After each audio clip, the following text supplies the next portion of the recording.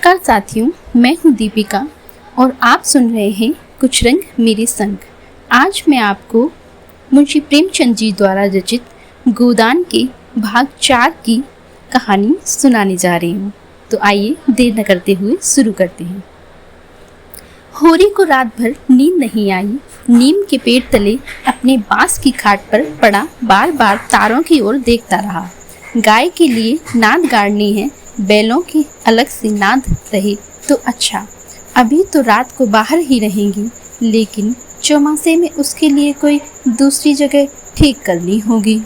बाहर लोग नज़र लगा देते हैं, कभी कभी तो ऐसा टोना टोटका करते हैं कि गाय का दूध सूख ही जाता है। थन में हाथ ही नहीं लगाने देती, लात मारती है। नहीं, बाहर बांधना ठीक नहीं। और बाहर नाद भी कौन गाड़ने देगा? कारिंदा साहब नज़र के लिए मुंह फैलाएंगे। छोटी छोटी बात के लिए राय साहब के पास फरियाद लेकर जाना भी तो उचित नहीं। और कारिंदे के सामने मेरी सुनता कौन है? उनसे कुछ कहूँ तो कारिंदा दुश्मन को जाए। जल में रहकर मगर से बैर करना क्या बुड़कपन है? भीतर ही बांध लूँगा।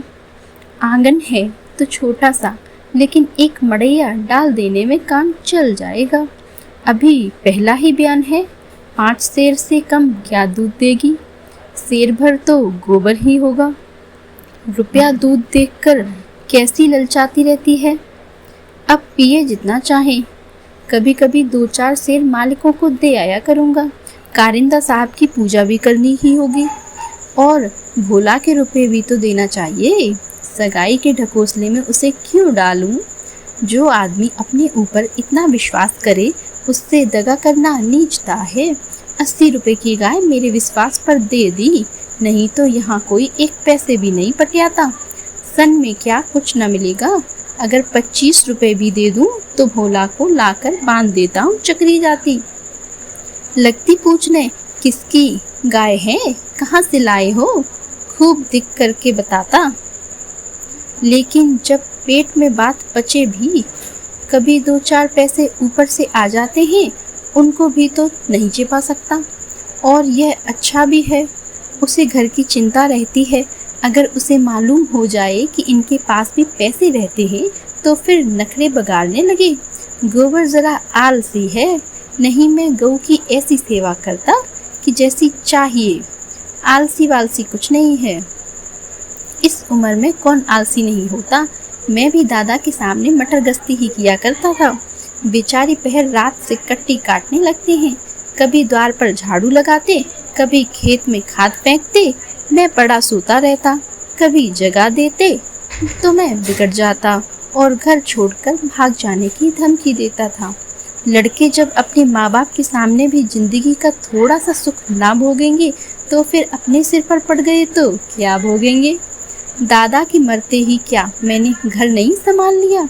सारा गांव यही कहता था कि होरी घर संभाल नहीं पाएगा, और मैंने संभाल लिया। ये तो बर्बाद कर देगा कहते थे, लेकिन सिर पर बोझ पड़ते ही मैंने ऐसा चोला बदला कि लोग देखते रह गए। शोभा और हीरा अलग ही हो गए। नहीं, आज इस घर की और ही बात होती। 3 हलकर एक साथ चलते, अब तीनों अलग अलग चलते हैं।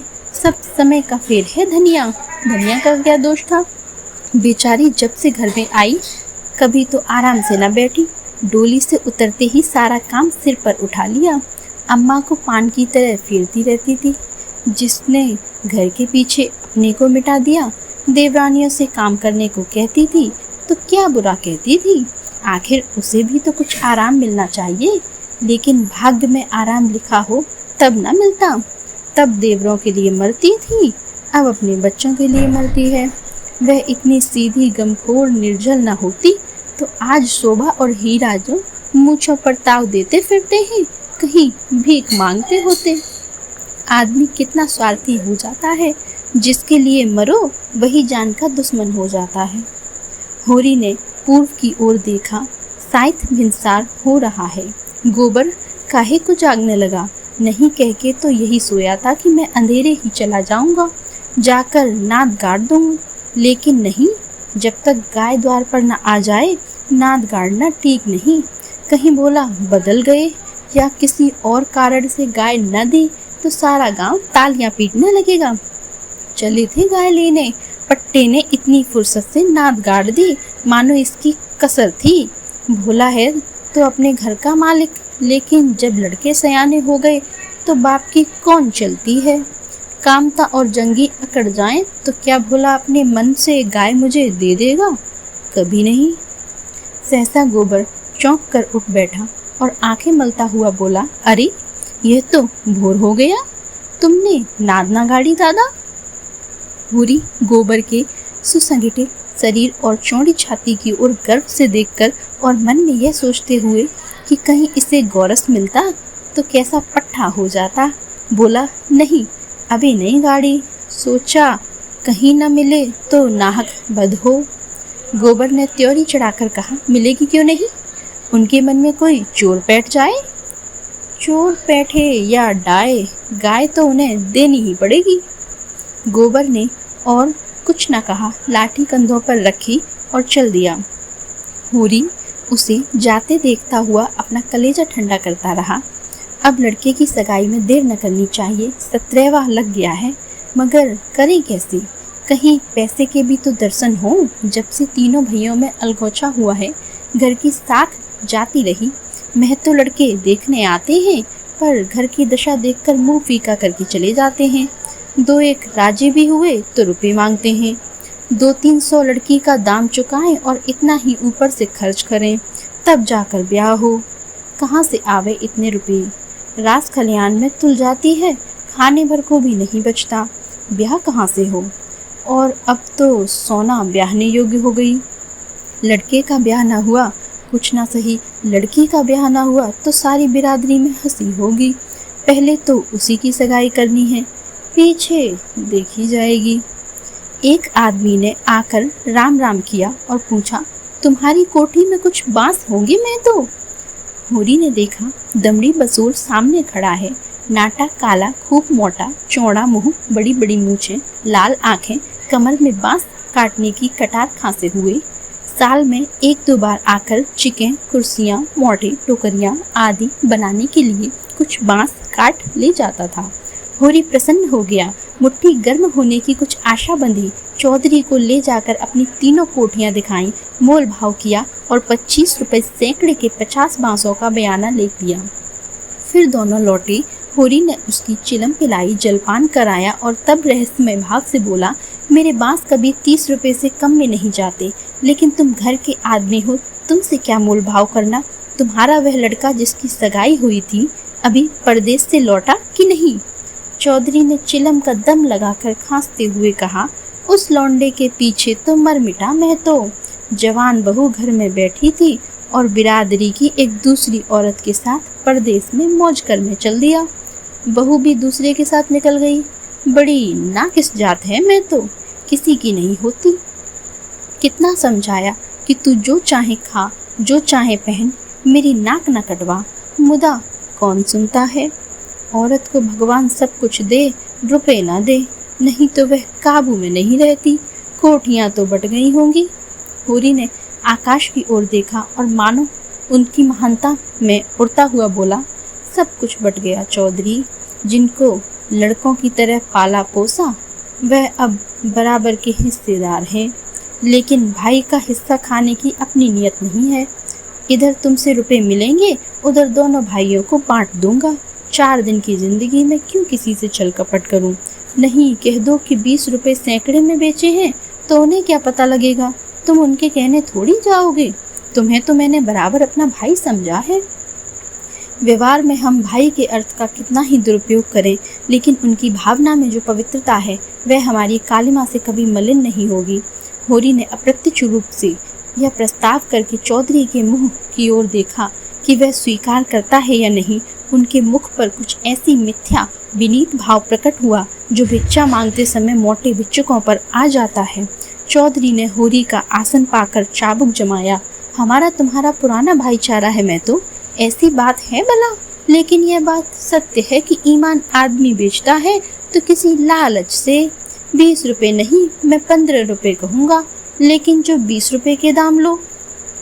होरी ने खिसिया कर कहा, तुम तो चौधरी अंधेर करते हो। 20 रुपए में कहीं ऐसे बांस जाते हैं? ऐसे क्या, इससे अच्छे बांस जाते हैं 10 रुपए पर। हाँ, 10 रुपए कोष और पश्चिम चले जाओ, मोल बांस का नहीं है, शहर के नगीच होने का है। आदमी सोचता है जितनी देर वहां जाने में लगेगी उतनी देर में तो 4 रुपए काम हो जाएगा। सौदा पट गया। चौधरी ने मिर्ची उतार कर छान कर रख दी और बांस काटने लगा। ऊख की सिंचाई हो रही थी। हीरा बहू कलेवा लेकर कुएं पर जा रही थी। चौधरी को बांस काटते देखकर घूंघट के अंदर में बोली, कौन बांस काटता है? यहाँ बांस ना कटेंगे। चौधरी ने हाथ रोककर कहा, बांस मोल लिए हैं, 15 रुपए सैकड़े का बयाना हुआ है, सेंत नहीं काट रहे हैं। हीरा बहू अपने घर की मालकिन थी। उसी के विद्रोह से भाइयों में अलगोछा हुआ था। धनियों को परास्त करके शेर हो गई थी। हीरा कभी कभी उसे पीटता था। अभी हाल में इतना मारा था कि यह कई दिन तक खाट से न उठ सकी, लेकिन अपना पदाधिकार वह किसी तरह न छोड़ती थी। हीरा क्रोध से उसे मारता था, लेकिन चलता न था कि उसी के इशारों पर। उस घोड़े की भांति जो कभी कभी स्वामी को लात मारकर भी उसी के आसन के नीचे चलता है। कलेवे की टोकरी सिर से उतारकर बोली, 15 रुपए में हमारे बांस न जाएंगे। चौधरी औरत जात से इस विषय में बातचीत करना नीति विरुद्ध समझते थे। बोले, जाकर अपने आदमी को भेज दो, जो कुछ कहना हो आकर कहे। हीरा बहू का नाम था पुन्नी। बच्चे 2 ही हुए थे, लेकिन ढल गई थी। बनाव सिंगार से समय के आघात का शमन करना चाहती थी, लेकिन गृहस्थी के भोजन की ही ठिकाना न था। सिंगार के लिए पैसे कहाँ से आते? इस अभाव और विवशता ने उसकी प्रकृति का जल सुखाकर कठोर और शुष्क बना दिया था, जिस पर वह बार गावड़ा भी उचट जाता था। समीप आकर चौधरी का हाथ पकड़ने की चेष्टा करती हुई बोली, आदमी को क्यों भेज दूं? जो कुछ कहना हो मुझसे कहो ना, मैंने कह दिया मेरे बांस न कटेंगे।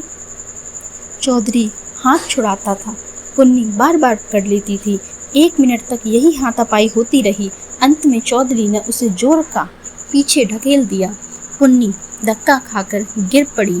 मन्नत फिर भी संभली और पांव की तल्ली निकालकर चौधरी के सिर मुंह पीठ पर अंधाधुंध जमाने लगी। बसोर होकर उसे ढकेल दी। उसका यह अपमान मारती जाती थी और रोती भी जाती थी। चौधरी उसे धक्का देकर नारी जाति पर बल का प्रयोग करके कच्चा खा चुका था। खड़े खड़े मार खाने के सिवा इस संकट से बचने की उसके पास और कोई दवा न थी। पुन्नी का रोना सुनकर होरी भी दौड़ा आया। पुन्नी ने उसे देखकर जोर जोर से चिल्लाना शुरू किया। होरी ने समझा चौधरी ने पुनिया को मारा है। खून से जोश मारा और अलगोजे की ऊंची बांधा को तोड़ते हुए सब कुछ अपने अंदर समेटने के लिए बाहर निकल पड़ा। चौधरी की ओर से एक लात जमाकर बोला, अब अपना भला चाहते हो चौधरी तो यहाँ से चले जाओ, नहीं तुम्हारी लहास उठेगी। तुमने अपने को समझा क्या है?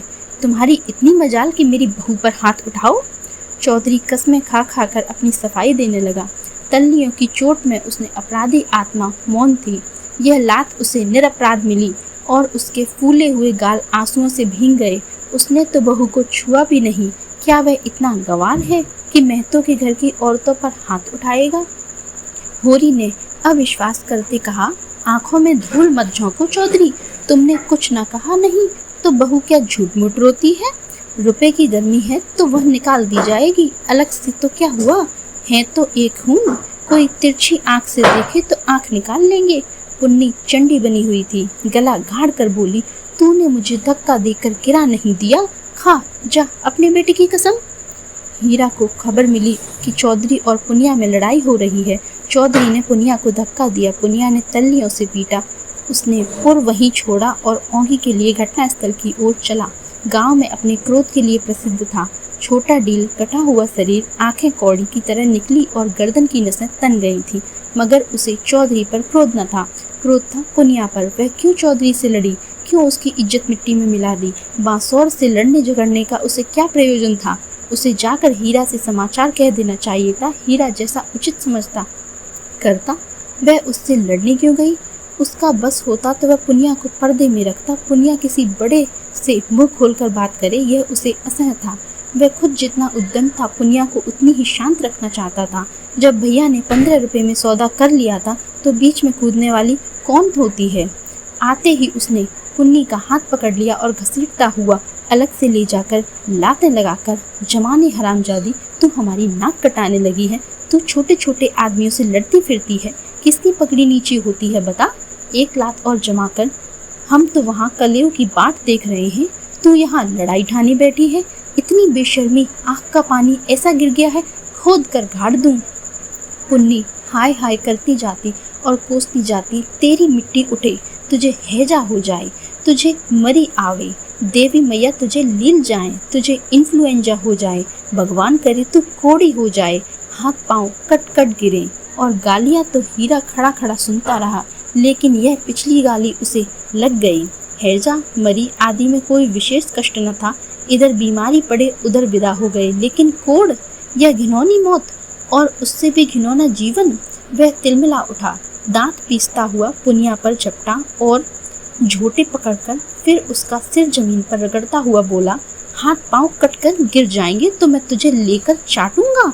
तू ही मेरे बाल बच्चों को पालेगी हैं? तू इतनी बड़ी गिरस्ती चलाएगी? तू तो दूसरा भरतार करके किनारे खड़ी हो जाएगी। चौधरी की पुनिया की इस दुर्गति पर दया आ गई। हीरा को उदारता पूर्वक समझाने लगा, हीरा महतो अब जाने दो, बहुत हुआ। क्या हुआ? बहू ने मुझे मारा, मैं तो छोटा नहीं हो गया। धन्यवाद कि भगवान ने यह दिन तो दिखाया।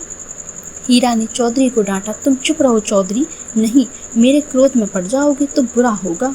औरत जात इस तरह बहकती है, आज तो तुमने लड़ गई, कल को दूसरों से लड़ जाएगी।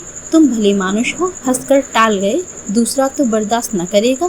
कहीं उसने भी हाथ छोड़ दिया तो कितनी आबरू रह जाएगी बताओ। इस ख्याल से उसके क्रोध को फिर भड़काया। लपका था कि होरी ने दौड़ कर पकड़ लिया और उसे पीछे हटाते हुए बोला, अरे हो तो गया, देख लो